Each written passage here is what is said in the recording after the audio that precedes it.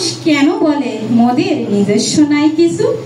আমি তো দেখি জগৎ চলে নারীর পিছু পিছু।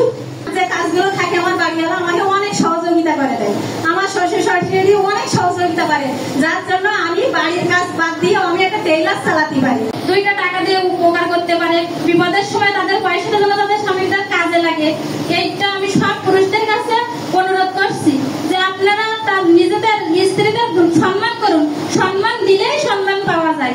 তো এর আগের বক্তা বলে গেছেন যে আসলে 18 ঘন্টা নারীরা কাজ করে, আমরা কিন্তু 17 ঘন্টা কাজ করে, তার থেকে তো কম না। গৃহস্থালী কাজের মূল্যায়ন স্বীকৃতি প্রদান, তাই না?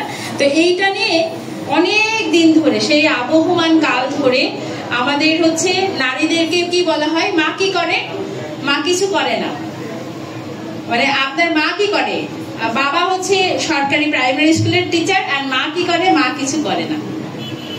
আচ্ছা, এইটা হচ্ছে আমরা যারা বড় হয়েছি, যারা আলো গিয়েছে ভেতরে, এখানে যারা আছেন, যাদের মায়েরা বিভিন্ন ভাবে তাদেরকে এই পর্যায়ে আনার জন্য, এই চেয়ারগুলোতে বসার জন্য জায়গা করে দিয়েছে, তারা জানে যে মা কিছু করে কি করে না।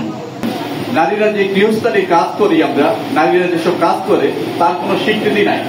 আমরা যখন একটা পুরুষকে জিজ্ঞেস করি, আমি যখন একটা পুরুষ সহকর্মীকে জিজ্ঞেস করি বা আমার একটা বন্ধুকে জিজ্ঞেস করি, ভাই ভাবি কি করে, আমরা উত্তর দেই কিছুই করে না।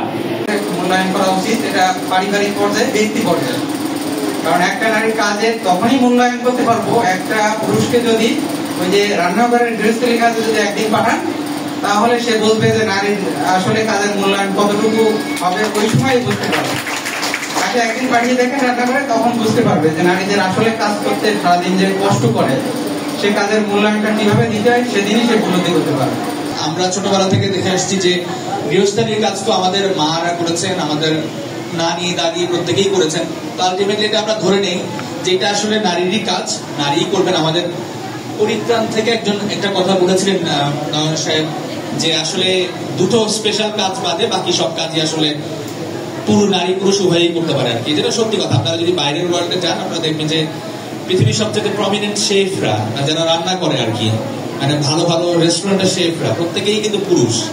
তো এই একটা বিষয়। আর হচ্ছে বাল্যবিবাহ এবং এই জলবায়ু, এই ক্লাইমেট চেঞ্জ নিয়ে যে বিষয়টা, এটা আমাদের রাষ্ট্রীয়ভাবে সরকারিভাবে একাধিকবার অনেকভাবে অনেক সেমিনারে আপনাদেরকে সচেতন করার চেষ্টা করা হয়।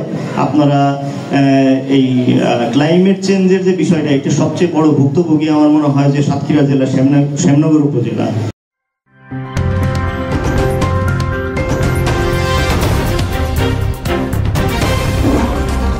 Voice of Tiger.